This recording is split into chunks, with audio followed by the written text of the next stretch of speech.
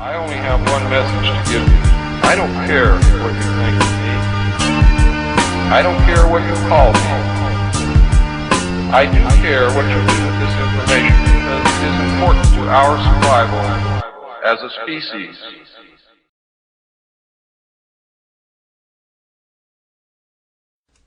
Let me start by saying that in many areas I agree with Michael Tsarion, and not just in the existence of the New World Order, but also that history, especially ancient history, is nothing like we have been told in our classrooms, and it is in fact so strange that few would believe it if you outright proved it to them. I will attempt to show you that Tsarion is wrong, and that the views he promotes are indistinguishable from the Freemasonic, Theosophic, Luciferian views that I will demonstrate to be false. I will also show that there is an attempt to indoctrinate those who are awake into this version of history as quickly as possible, for a specific reason. I also want you to know that I will not be debunking him because I think his version of history or anything else is too strange, but rather because, as I will demonstrate, he is at best factually inaccurate, and at worst lying. I am going to discuss a lot of things in this presentation, but I will end it with a review of Tsarion's science regarding 2012. If you see nothing else of this video, skip forward to that section. Let's start by showing some of the tactics that Tsarion uses, so we know what to look for as we progress. It seems to be a type of mind control.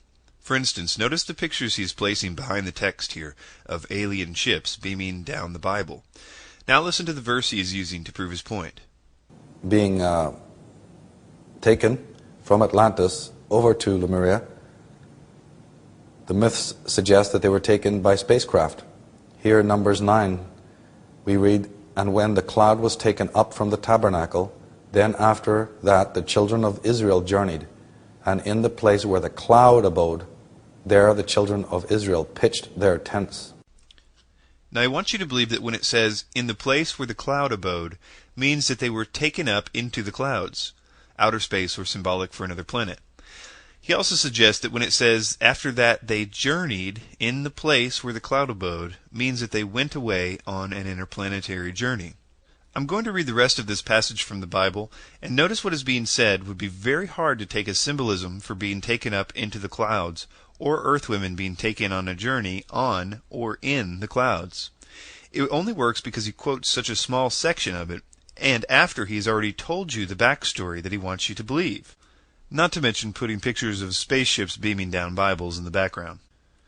"And when the cloud was taken up from the tabernacle, then after that the children of Israel journeyed, and in the place where the cloud abode, there the children of Israel pitched their tents. At the commandment of the Lord the children of Israel journeyed, and at the commandment of the Lord they pitched. As long as the cloud abode upon the tabernacle, they rested in their tents. And when the cloud tarried long upon the tabernacle many days, then the children of Israel kept the charge of the Lord, and journeyed not. And so it was, when the cloud was a few days upon the tabernacle, according to the commandment of the Lord they abode in their tents, and according to the commandment of the Lord they journeyed. And so it was, when the cloud abode from even until morning, and that the cloud was taken up in the morning, then they journeyed. Whether it was by day or by night, when the cloud was taken up, they journeyed. Or whether it were 2 days, or a month, or a year, that the cloud tarried upon the tabernacle, remaining thereon, the children of Israel abode in their tents, and journeyed not. But when it was taken up, they journeyed." The text reiterates that the cloud was leading them through the desert, not that people were taken up into the clouds at all. Another example of this particular type of Tsarion's tactics is in the next clip, where Tsarion is speaking to women. He is telling them that the Bible, which was written by evil aliens who hate us, according to him, really hate women. He is reading a passage from the Bible where God is speaking to the serpent, not to the woman, who God speaks to in the next verse, which Tsarion doesn't quote. Yet Tsarion goes right along as if God were condemning women. And again, to drive his point home, he uses this picture of an angel condemning a woman in the background. But again, Genesis 3, the Bible, the Judeo-Christian manifesto, talks about the utter wrath, the utter ire of the Atlanteans and their progeny towards the females. This was a crime that they had committed 30, 50,000 years ago that would never be forgotten. Genesis says, "Because thou hast done this, Thou art cursed above all cattle, and above every beast of the field. Upon thy belly thou wilt go, and dust shalt thou eat all the days of thy life. I mean, clearly anybody with 2 brain cells can see that merely eating an apple off of a tree could hardly merit this kind of wrath. We have a very imbalanced story here. I mean, the whole story of Eve creating the fall is so ludicrous as to not even want to be mentioned. Why would the Lord God not respond with compassion or love or forgiveness? And just in case anyone says, well, maybe he is thinking that the serpent represents the female, a theme he tries to present just before this. But this would contradict his own theory, which is that the serpent represents the Lemurians, and the Lemurians were offering Eve the apple, or trying to get Eve to come with them to their planet to be rejuvenated and re-educated. You just can't have it both ways. And furthermore, right after God condemns the serpent, if God were really talking to women there, why does he then turn to Eve and talk to her about it? Are we to believe that the true symbolism of the Bible is that the serpent and Eve represent Eve? As I said, it's not even consistent with his own version of the story. It can only be chalked up in my mind to a man deliberately taking the Bible out of context for some agenda. That agenda so far seems to be focused on getting people to dislike God in the Bible. Of the Lord, and by his fierce anger. So there we have those qualities again. We got God, and we've got his fierce anger, his fierce wrath. I want to continue a bit longer with some of his tactics before moving on to other things. The next one is one of the oldest Masonic tricks in the book. It's the old sounds like game. Jordan Maxwell has confused a generation of truth seekers with this one, and while Tsarion is much better at it than Maxwell, he still desperately is hoping that there is no linguists in the audience. But what is the meaning of this word, the ankh? Often we're told that it just is a symbol for life, or the symbol of breath, or the symbol of the coming together of the opposite sexes. But again, the word itself contains the meaning. If you replace the vowels to this ancient word, it actually spells out the word Anunnaki, which, as we saw earlier, means the Nephilim. So Ankha becomes the Anunnaki, or the Ananaje, heavenly serpents. So any time from now on where you see a god holding in their right hand the Ankh, all that is telling you is that we are the ones from up there. We are the ones from the heavens who came to earth. Egyptian and Sumerian are 2 different languages, and completely unrelated in this regard. Egyptian is in the Afro-Asiatic family. Sumerian isn't in any family, according to linguists. There is no actual etymological connection here. According to one linguist, Tsarion's assertion here is a, quote, sound similar, must be a relationship buffoonery, end quote. Not to mention that he has to just add what he says are vowels to this word to make it work, even though 2 of them aren't vowels at all, and that there was a vowel in the original word. And of course Anunnaki doesn't mean heavenly serpents. But if you prefer Zecharia Sitchin's translation of this and the word Nephilim, I suggest you take a look at the website SitchinIsWrong.com and see that Sitchin makes up almost as much as Tsarion. He does something similar in the next clip. Notice the step-by-step way he changes the word Nazareth to Nasirius. Now we've all heard of Jesus of Nazareth, of course. Jesus from Nazareth. The only trouble is there is no such place as Nazareth. There never has been a place called Nazareth. And no map of any age ever shows us the location or place of Nazareth. The word, in fact, derives from the Egyptian Nazir, meaning prince who is sent, and also from Nasir, meaning Sirius, the star Sirius. So it is really Jesus of Nasirius. Furthermore, the word carpenter, Jesus was a carpenter, remember? Well, the word carpenter comes from the Semitic nagar, which means serpent priests. Lots of problems here. First, on the assertion that Nazareth never existed. I have heard people say that Nazareth was invented in the 4th century, but I've never understood how one could believe it, because whether you trust them or not, the biblical texts do date back to the early part of the 1st century. Even the skeptic scholars don't try to push the Gospels much past 100 AD. So you have the accounts of this small town in Nazareth in those texts, not to mention also in the Talmud, which is also in the 1st century, which obviously doesn't support the idea of Jesus being the Messiah at all, and would have no reason to validate this story. In fact, they were clearly looking for holes in the story. But it mentions Jesus, and in the context of trying to explain away his miracles as parlor tricks. So the question is, why didn't anyone just say the Gospels had made up a town called Nazareth? There was a window of a few hundred years where skeptics of the day had a chance to say, These Gospels have gone and made up a town, and they would have been in a much better position to know if the town had existed or not, being locals. On this point it seems that Tsarion is simply using the stated fact that Nazareth was little more than an outpost of a town, and using it as proof that it didn't exist. Moving on. Nazir and Nazi have different consonants. He gives no reason to jump from one to the other, but it's obvious he needs to get there somehow to make it sound like Sirius. Not to mention, Sirius doesn't mean serpent. Sirius comes from the Greek Sirios, which means scorcher. The rise of Sirius was in the season of greatest heat, summer. It's close to the spelling Siraios, which means twisted. But again, there are two different words, and none of them match up with Tsarion's definition. The word for carpenter in the New Testament is tekton. In the Aramaic, it's nagar, which can mean craftsman, or possibly even scholar.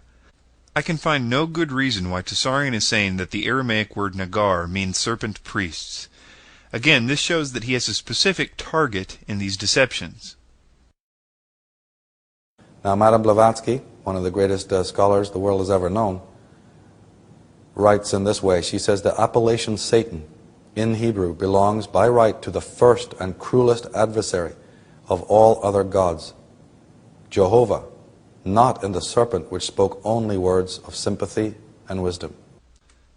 Now, even if we accept any variation of Lucifer symbolism, in this quote, it's clear that Tsarion agrees with Blavatsky, the greatest scholar the world has ever known, that what we call God should be called Satan, and the serpent is actually our good friend. In this case, he wants us to think that the serpent represents the Lemurians, not women. Lemurians, by the way, is a word that entered into our lexicon through Helena Blavatsky. I would also offer a definition of Luciferianism, which is, Luciferianism can be understood best as a belief system that venerates the essential characteristics that are affixed to Lucifer. I'm not asking you to apply any religious ideas to his assertion that God is Satan and that Lucifer is good. I just want to show you how by any definition, Tsarion is a Luciferian, regardless of what he tells you that minute that the serpent represents. I will now show you a clip that will reiterate this assertion in a way that is not immediately obvious. The spiritual beings he's referring to are known in Latin as the cosmocrates, or the angeli motivori, the angelic beings. He says the leader of these mighty beings was due to take over the direction of Western civilization in 1881. This caused considerable excitement in the esoteric circles of Washington, D.C. and the occult world in general. So now we hear that there's a hierarchy of these beings, there's a leader of these beings, and theosophists know what this means. It reminds us of Steiner and his work on the concept of Michael and Ahriman. Not only does Tsarion identify himself with theosophists here, which is no surprise because of his deep reverence for its founder, H.P. Blavatsky, but what is interesting is his reference to Steiner, because Rudolf Steiner believed that Michael and Ahriman were two aspects of the leader of the angels, Lucifer, who gave knowledge to mankind according to him, and who now resides in the sun. Now, if there is a better example of Tsarion showing his core beliefs to be Masonic and Luciferian and a part of the mystery schools and not just exposing them, I'd like to hear it. But the real disturbing thing here is this weird doublespeak that I know his followers have noticed, which is that he spends so little time on these angels, or macrobes, and focuses mainly on the alien oppressors.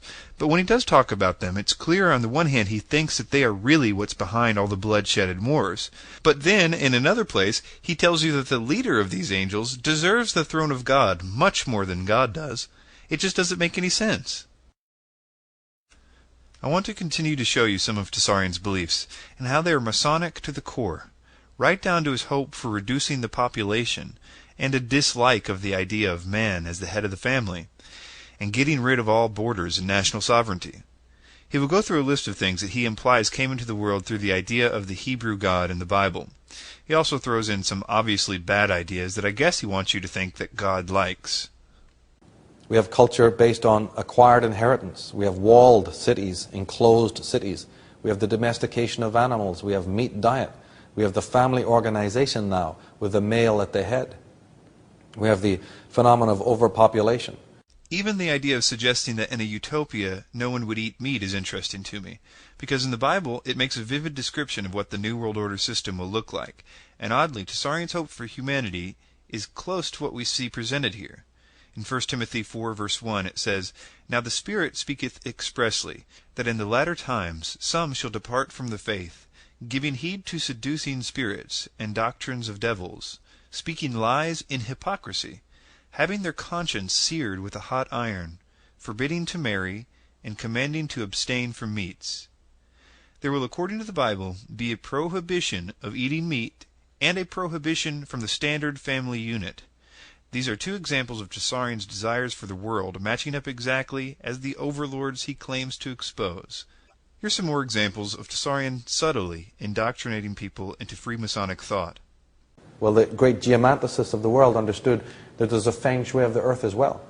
What happens if you want to suppress some good energy that's flowing? Put an obelisk there, put a statue, put a hideous piece of modern art. That'll do the trick, all right. And what happens if you're a decent individual and you're aware of spiritual earth energy and you want to conduct powerful vortexes of energy? Same thing, you can put a statue or an obelisk or a round circle or a stone circle there to help to transmute and transmit that energy. One of the ancient structures that could be used in this revivification process is the Great Pyramid at Giza. It was known by those who've made a study of the principles of the pyramid and its construction and its interior, know that it was used for healing and used for reconstitution of the body, and that certain monatomic substances were taken within its precinct, and that it generates certain kinds of energy and frequencies. Most of what Tsarion says revolves around the idea that a prehistoric alien race genetically altered humanity, and as a result, we humans are half evil because of that trauma. Tsarion uses a very interesting tactic when speaking of this backstory. I will show you that when he is regaling us with the specifics of Lemuria and Atlantis, he never cites or even tries to cite references, which is amazing considering the very intricate details that he is proposing. Have you ever wondered how he is so confident in a history that the details of which even Plato was decidedly sketchy on? Let's listen to him spin a tale of ancient history, and ask yourself, where is he getting this information from, and why does he seem so much like a used car salesman in these next clips? Now, the alien geneticists did not desire a repeat of their first experiments. They realized that the error centered on the intelligence of their progeny. In the Mark II experiment, Adamic man's intelligence would be confounded. Well, that's right. What was the reason why your first progeny just up and left and stopped serving you? It's because, of course, they're turned on mentally. They're intelligent. They can work out that they're being used for slaves and perhaps don't want to do some of the menial tasks. And they're thinking, why should we, with all of our capacities, and perhaps even with this other capacity that they don't have? And when it finally became known to them, you see, that another race had been created, they had a bit of a dilemma. Because one thing that the Lemurians, the sons of the serpent, the Mark I progeny, and the Adamic Mark II progeny have in common is, of course, the human DNA. And they had the alien DNA. But on Lemuria, the idea would have been to condition the alien proclivities out, or to rarefy them, so at least they were contributing to the development of mankind. But the Atlanteans, who are the master geneticists, and it's habitual to them to be dealing in genetics, they decide to make yet again another slave race, another race that will be able to serve them and carry out their bidding. However, this time they decide not to go to the human species at all, because they're sick and tired of that. They thought every time we've done that, it's never worked out. But there are other life forms on the planet Earth. There's lots of fauna. And so they were making genetic profiles of the fauna. And specifically they discovered that the DNA of the reptile, the humble Earth reptile, crossed well with their own alien DNA. And when they got to Atlantis, when they got out of Atlantis and went to Lemuria, that's exactly what happened. The Lemurian masters there, the sons of the serpent, awoken the Adams and Eves gradually, slowly, and possibly even worked with their DNA to awaken the DNA and the parts of their biology and their chemistry that had also been suppressed. Now, John Dee was one of the most powerful black magicians in history. He decided it would be better to contact pan-dimensional intelligences to solve their little problem of quarantine. Via his system of magic and divination, he succeeded in opening a portal to these fourth-dimensional entities, or oversouls. Dee became what might be described as a living macroscope. This was not the first time in Earth history where such a forbidden rite was undertaken. Every time it occurs, it has the severest repercussions for history. The only instrument by which we can see them or contact the macrobes is human intuition, human imagination, the clairvoyant abilities which John Dee, Meister Dee, and his cohorts were working with. John Dee's mind was nearly frazzled by his communications, his astral communications with these strange overworld pan-dimensional beings. But he also was to find out that the macrobes don't work for free. Yes, they had the answers to the problem of the Stargate, but you see, they don't work for free. You have to pay them. And when John Dee entered into this giant pact, he was to find this out. And he was also to find out what the macrobes would want in return for the knowledge they were giving him. And what they wanted was blood. We are aware that the place and the location and the timing are very important.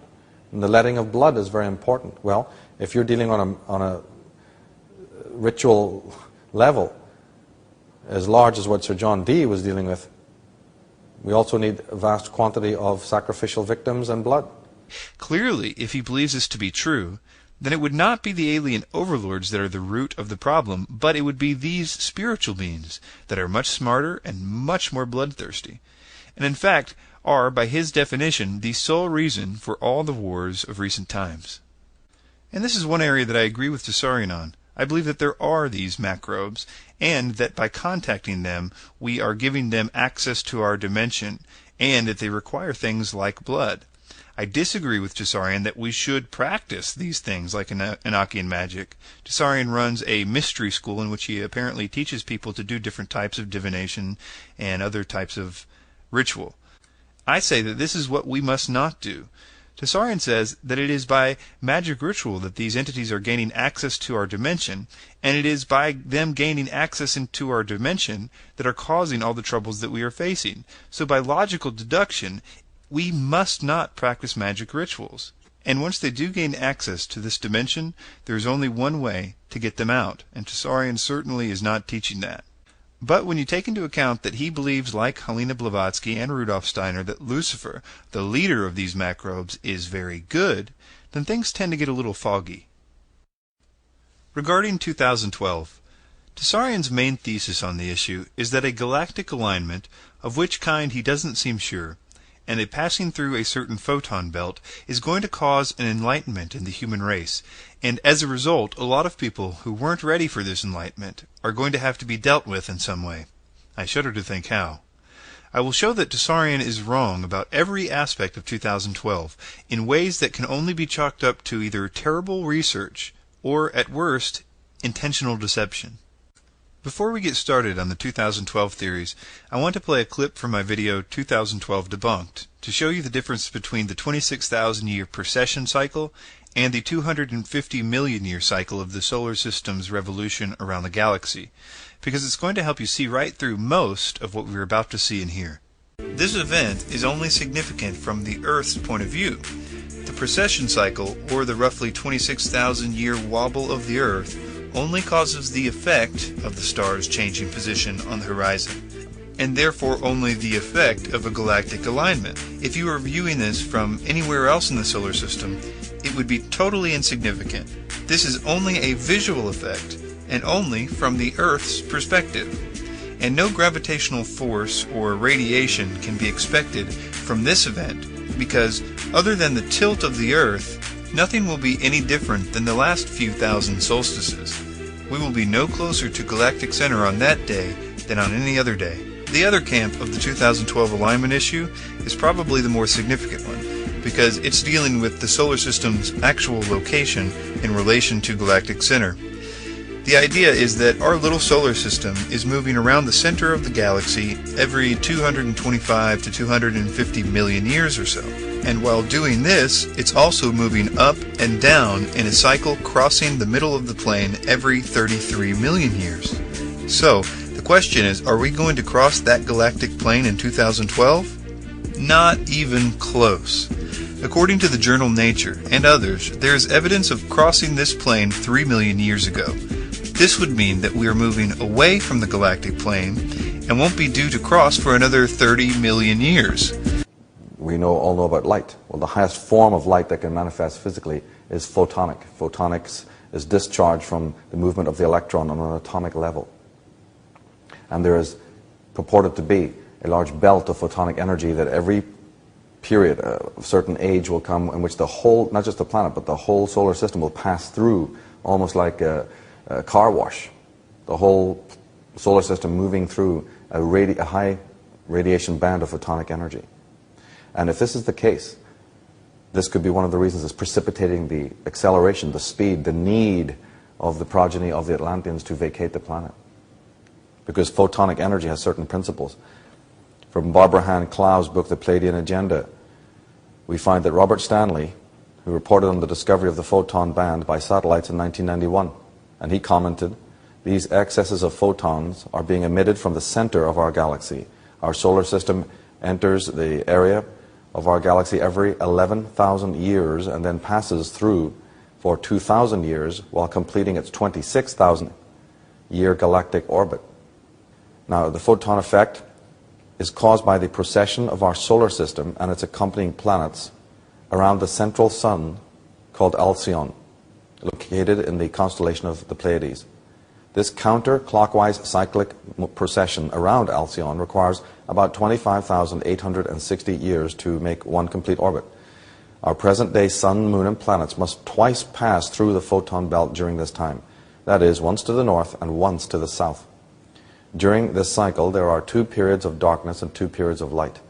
The periods of darkness, which constitute the vast majority of the rotation around the central sun, consist of 2 periods of about 10,500 years. Following each period of 10,500 years of darkness, then we emerge into 2,000 years of total light, which actually constitutes the photon belt.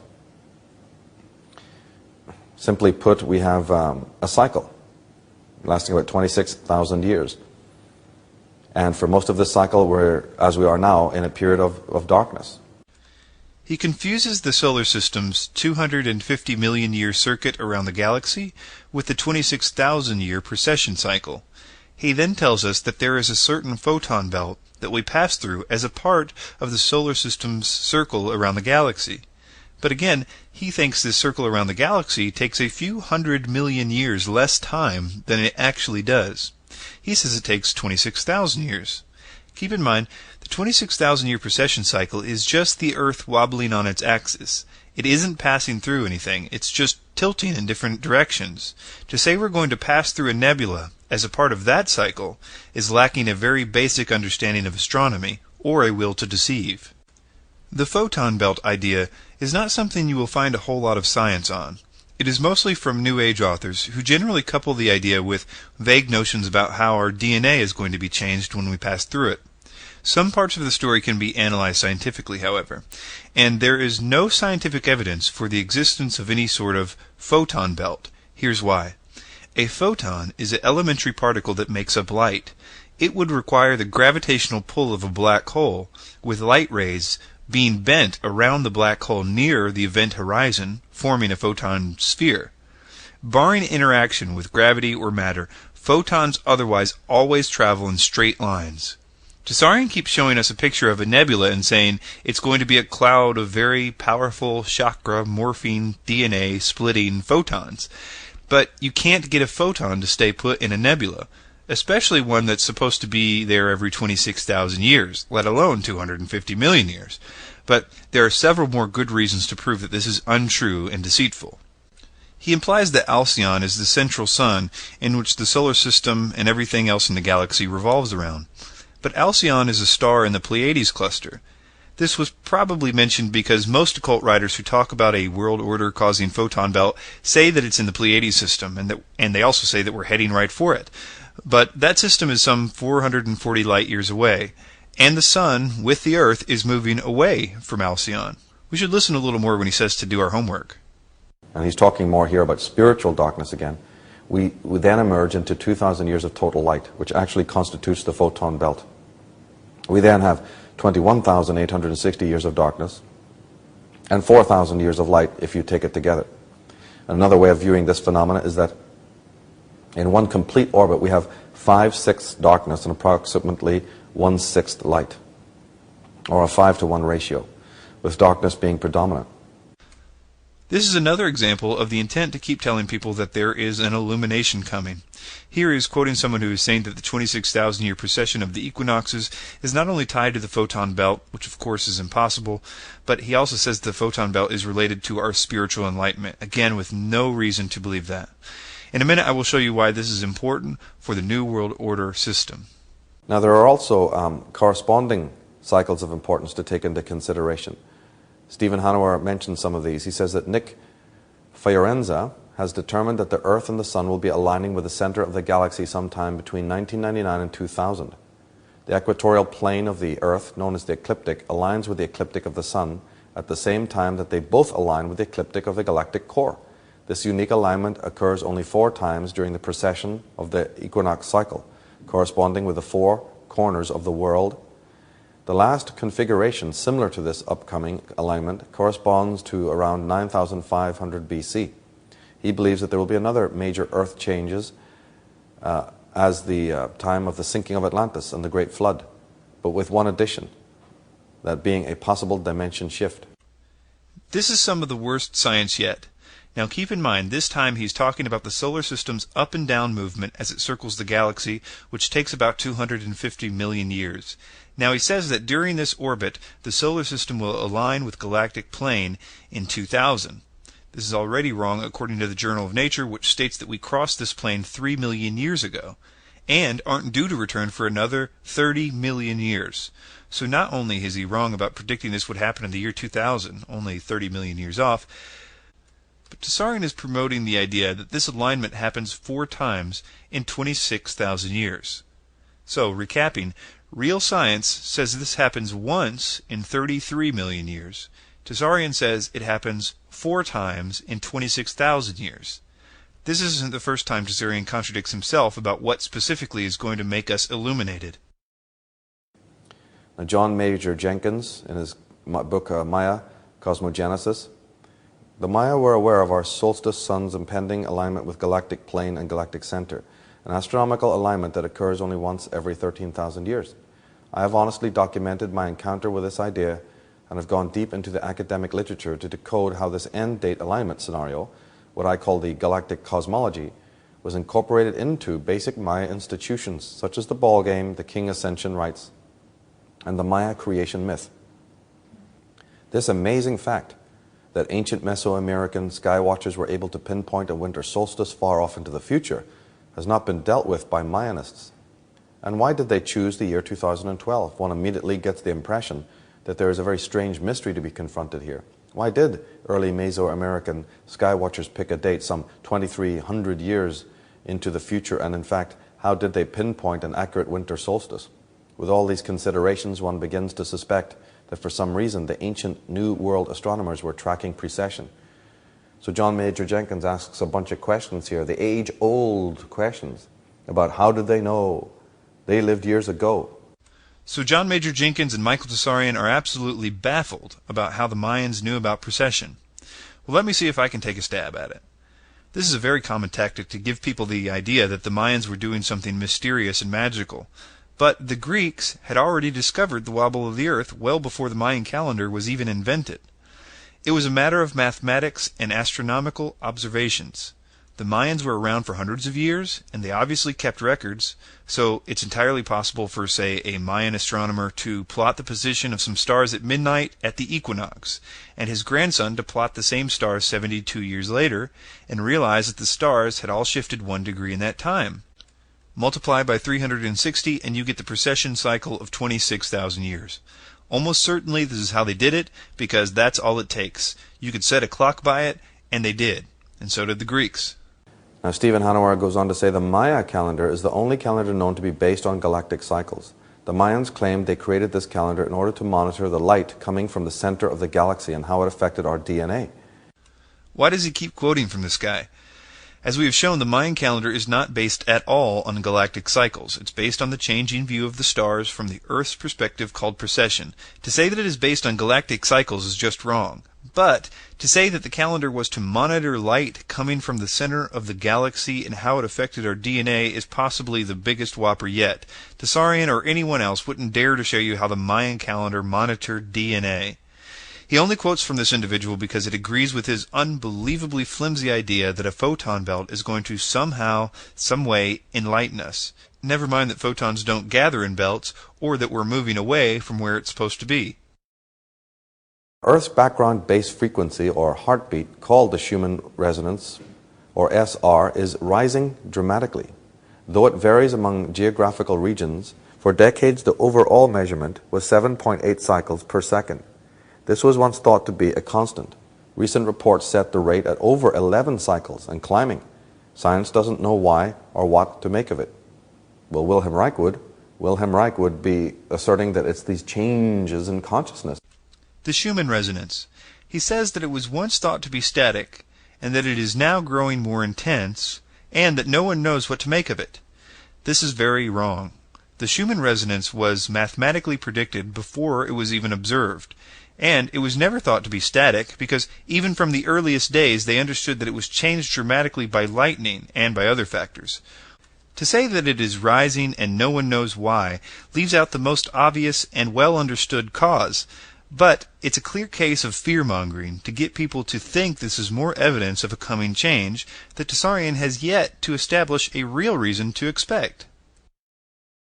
Now, the collapse of the Earth's magnetic field, which both guards the planet and guides many of its creatures, appears to have started in earnest about 150 years ago, the New York Times is planning to report.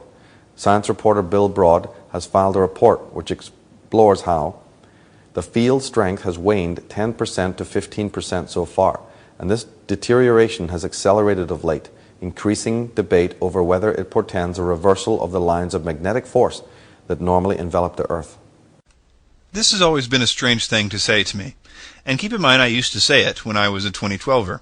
I used to tell people that there was a magnetic pole reversal coming in 2012. I wasn't sure if it was going to be because of galactic alignment or solar flares, but I knew it was going to be in 2012. Well, do a little math with me, and if it began 150 years ago, and we are presently only 10 to 15% through, why would you expect it to change significantly in the next 3 years, to the point of equating this event with the year 2012 at all?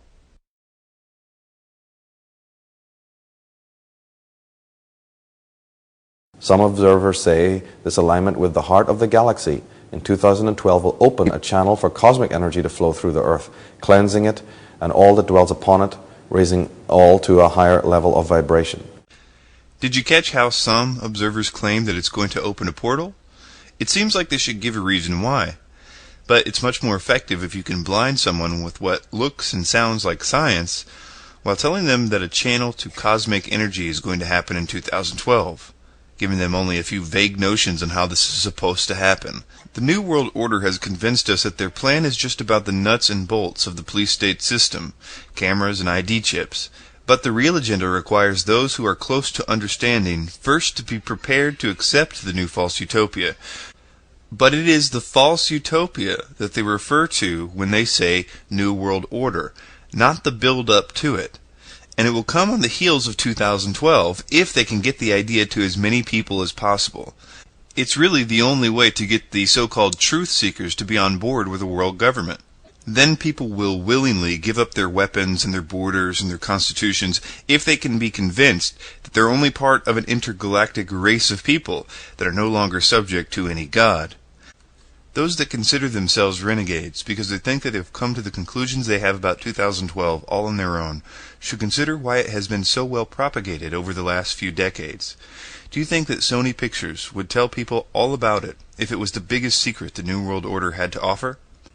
There is another thing that a belief in a coming enlightenment will cause to happen. but we can get to that in a second. What I want you to notice about the following claims about this enlightenment is what is offered to prove that it is a valid idea. He even admits here he doesn't really understand what it is that's going to cause an enlightenment, just that it is going to happen. Whether we're entering a belt of radiation or whether some other activity or movement or dynamic affects the electrons within our planet, within our atmosphere, within the atomic frequency, then there's photonic energy released. I mean, there's a speculation on exactly how these photonic particles will start to act and operate. Now I want to move into something that I think is the most important part of the 2012 deception, and that is to get the world ready to purge themselves of the dirt. That the end date of 2012 signals major changes positively for consciousness. But again, as I repeat, before you can have the light, or when you have bright light, the first thing you notice is the dirt. So who or what is the dirt? I'll give you a few guesses. Now, competent astrologers know that the negative traits associated with the sign of Pisces, this is the age that we've been in for over 2,000 years, concern deception, vice, hidden agendas, mass delusion, and the misuse of spiritual virtue and power. These are the negative traits we associate with the sign of Pisces. Every sign of the zodiac, just like every symbol and sign, has both positive and negative connotations. And these are the negative ones of Pisces. So in the age of Pisces, it was to be expected that the world would experience its share of these negatives on a macrocosmic level.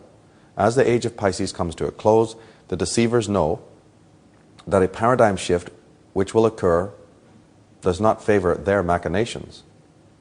This understanding has led them to make many subtle alterations to their age-old stratagems. That's right, it's Christianity, and it's got to go. Although he cleverly didn't say it outright there can be no doubt of what he wants the viewer to think. And I'm not defending the Catholic Church by any means. But he is also making it very clear that it's the concept of Christianity, not the Roman perversion of it, that has to go, which is very, very disturbing. But what we can understand is that the ancients understood that the sun moves through the 12 signs of the zodiac very gradually backwards in the precession of the equinox, and that each time it moves into a different house, a new mythology is needed, a new set of symbols. In the age of Pisces, the mythographers, the powers that be, understand that we're coming to a cusp point and there's going to be a sizable shift. I mean, after all, in astrology, Pisces is a mutable water sign. Aquarius is a fixed air sign. There's going to be changes, quantum shifts in consciousness. And the powers that be, who know how to track these enormous epochal changes, understand that there's going to be a need to revise some of their own mythologies, and operating manuals, operating procedures will have to change. And the age of Aquarius is said to begin, nobody knows quite for sure, but they think it's to begin in AD 2740. However, as the sun moves towards the final degrees of the previous sign, the descendants of the great cults of power who are at the helm of the religions and governments need to make arrangements for that change. As each age terminates, the appointed mythographers have to get ready to script new mythologies consistent with the complex symbolism of the coming age. In one sense, I agree with him that a new religion is in fact being constructed by the New World Order. I disagree with him because I think that the religion that is going to be used is the one that this salesman, Tsarion, is pitching to you right now. It's going to be one that is based on the idea that humanity was genetically engineered by an alien race, and that we are at a crucial juncture in this global society, one in which our new understanding of our origins will lead us to an illumination of global understanding and a willful elimination of national sovereignty, even by those that used to fight such notions. And in this new global utopia, there might be people who say things like, "Our Bible told us that this false peace was going to happen, and it said it would look just like this, and that it won't last but a few months before all hell breaks out." Those people need to be eliminated, because they aren't ready for this new global peace. They are too afraid of it. They are what's holding the world back from global peace. And after the genocide of those people, everyone will find out for the first time what the real agenda of the New World Order was. But at that point, for many, it will be much too late.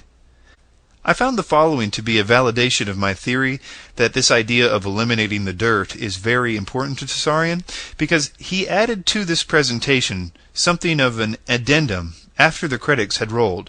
He apparently felt something hadn't been adequately presented and needed to be reiterated. He even thought it was important enough to add it even though the set and other details were changed. What was so important to reiterate? The survivors are those who can adjust their consciousnesses and mentality to the inviolate movement of nature and synchronize their psyches with the universal meta-theme, to having the fates conspire to augur in cataclysmic external and internal events in order to undermine the rotten edifice we stand worshipping and bring it crashing down around us. As this photonic light gradually intensifies, most people's consciousnesses are going to rebel, as we all do when a bright light is shined in our face. We turn away and cover our eyes. We may even strike out at those holding the light towards us. Those few who can face this light and who are prepared for it will be guided, given their healing, and able to live their dreams.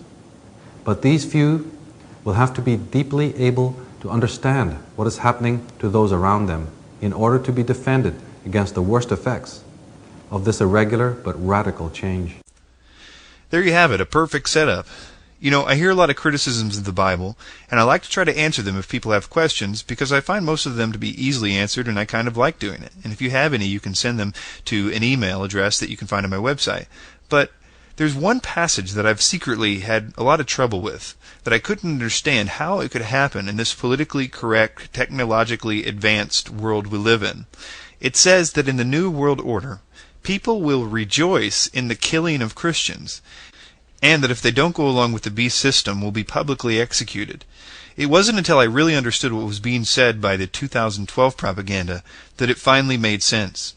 Just look around. How many of those truth movement teachers, especially those connected with theosophy, like Tsarion and Maxwell, that push 2012, also tell you that Christianity is the enemy, and imply that it must be destroyed for humanity to survive? If you hate Christians and Judaism, there's a very good chance that you have been brainwashed by the real New World Order. It is not obvious to many people, sadly even to many Christians nowadays, that the core power of what Tsarion calls the macrobes, and the power that they answer to, is totally vulnerable to the authority of Jesus Christ. Exorcisms do not, as the Catholic Church would have you believe, require incense and holy water and all those other things. It only requires a stern word from a true Christian. This is the power that must first be marginalized and destroyed, for the evil we fight to assert its control and place their phoenix on the throne of the infrastructure that has been built by the whispers to the ears of humans who have been deceived in opening doors that, despite the promises of power, only serve that realm.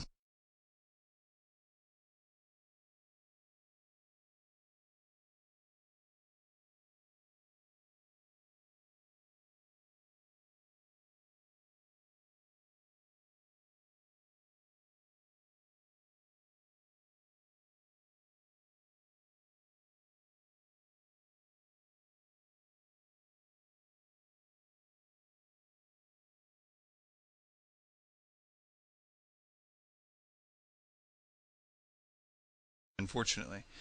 As many of you know, my original YouTube account was shut down because of Michael Tsarion. He had my new video called Michael Tsarion is Wrong removed, and he's claimed copyright infringement on it. This account was recently restored briefly after I filed a counterclaim, and then it was shut down again because Michael Tsarion began having all the videos I've ever done about him removed from this YouTube account. This again is abusing his Origins and Oracle's copyright.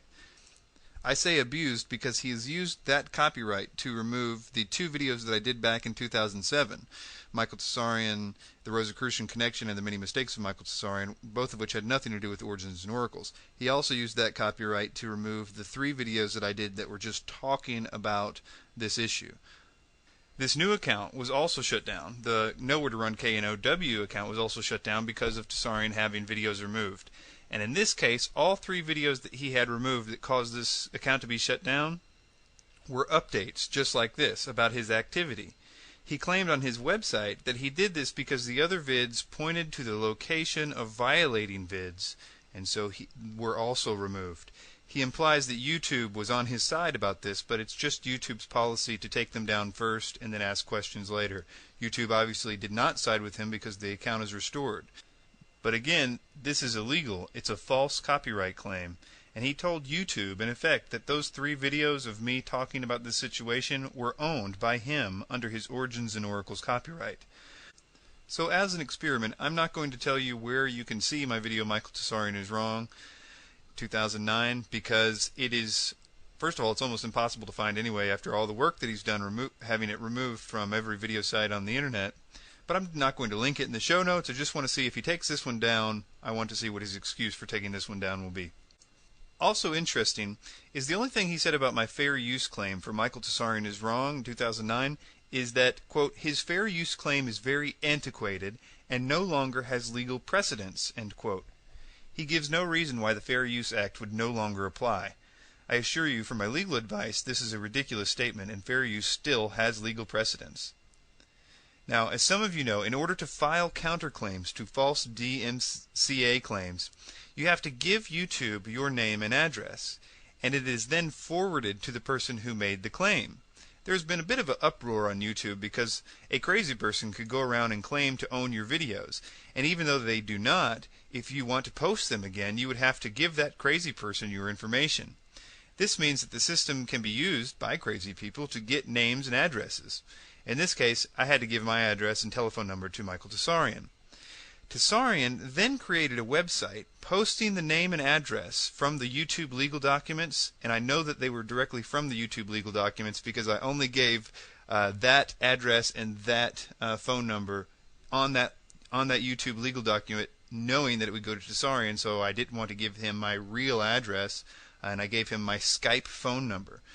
So I know that that's what he did. He basically he posted this information on a website called Chris White Exposed. And he posted it thinking it was valid, and knowing full well that his loyal fans would gladly love to do something to me, and as he's done in the past, but also using his YouTube ID where he goes around acting like he is a big Tsarion fan. He says he's going to show up at my house and give me an Irish handshake. Now, I can't prove that 0101T is Michael Tsarion, but I think there is a strong amount of evidence to show that he is. And if you go around and look at the places that this guy has claimed to be Michael Tsarion, but more interesting is the fact that if you go look at the comment section of a recent video that my friend Frank Lordy did, you'll see that everything that person, 0101T, later showed up in Michael Tsarion's short initial rant about this situation. All the points that were made there were made first before by 0101T.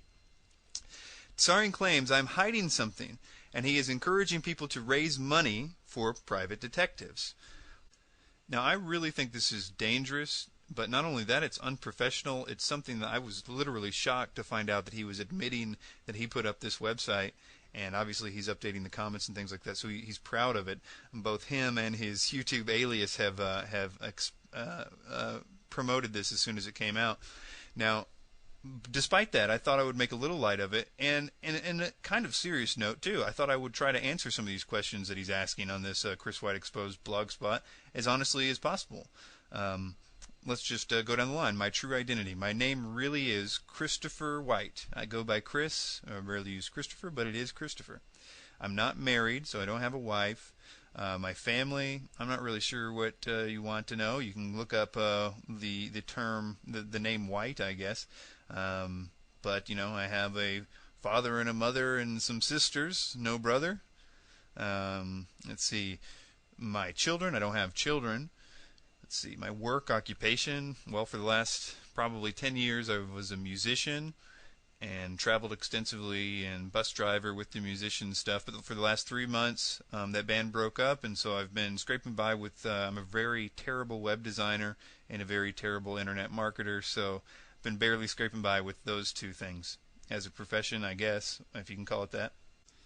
Let's see, next, my background. Well, I was born in Tennessee, lived here for about 2 years, moved to in a suburb of Chicago for about 12 years, then moved back to Tennessee. This is where I graduated high school and everything like that. I went to a short stint in film school, which didn't last but like a semester. I've been a conspiracy theorist and a musician for the last 10 years or so. And that's my background. I don't know what else to offer there. My credit? Well, I don't have any credit. I mean, if I have credit, it's terrible credit. So I have never really used credit to get anything or whatever, so I'd imagine if you dug that up, you probably wouldn't be too impressed with it. My affiliations, I guess you could say the Revelations Radio Network people and the hosts there. I really don't get out that much as far as affiliating with people anymore ever since the band broke up. So, I don't know what you'd mark down there. I guess Revelations Radio Network, and that's it. Those hosts, my friends, pretty much same answer for affiliations, I guess. My work address, as I said, I do mostly internet stuff, so it's the same as my regular address, which is not the address he has, by the way. And that actually was an old address years ago, but it's no longer something. I wanted something that would technically be okay for YouTube, but also that Tsarion couldn't actually go there and give me an Irish handshake. See my boss's contact info. Yeah, same thing. My car. I don't have a car. I have a mountain bike with a really cool basket on the back, but I'm in the process of looking for a car. So yeah, I don't have a car. My military record. Never been in the military. Never plan on going to the military. My criminal record. Well, I'd say about 7 or 8 years ago, I had an implied consent, which is basically refusing a blood test, which is basically driving under the influence, which I was doing. That was about 7 or 8 years ago, and also probably some misdemeanor marijuana charges about that time, maybe a little earlier, maybe more around high school for those, so maybe 10 or 11 years ago. And again, you can watch my video, How I Quit Smoking and Drinking, on my YouTube page if you want to see how I quit smoking and drinking. So I hope that settles some things and they can save some money on a private detective. Look, Michael Tsarion is having any negative video about him removed from the internet. And contrary to what he and his followers are saying, mine is not an attack on him as a person, unlike his on me. My criticisms are genuine questions about his research that figure very prominently into the research that I have done regarding the agenda of the New World Order. If I'm right, then I would expect Tsarion to have to try to silence me in this method, even if it obviously makes him look juvenile. I only hope that the video that I've done on him isn't lost, that the videos that I've done on him aren't lost, and that some people will keep them around if you store them on your computer or whatever. I just hope you get a chance to see the video. A transcript has now been produced of the video. I just hope you get a chance to see it if you are questioning this, just to really look at it. Look at the stuff about 2012. See that it's not possible for him to just accidentally make these assertions. I'm telling you, there is a very good reason about 2012 that is being pushed on us. I hope we have a chance to check it out.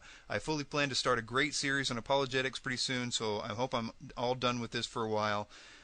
In fact, please send your questions or problems with God or the Bible to me in YouTube, through YouTube. Put questions in the subject line, and I'll get started on that series shortly. Thanks for your time. Bye.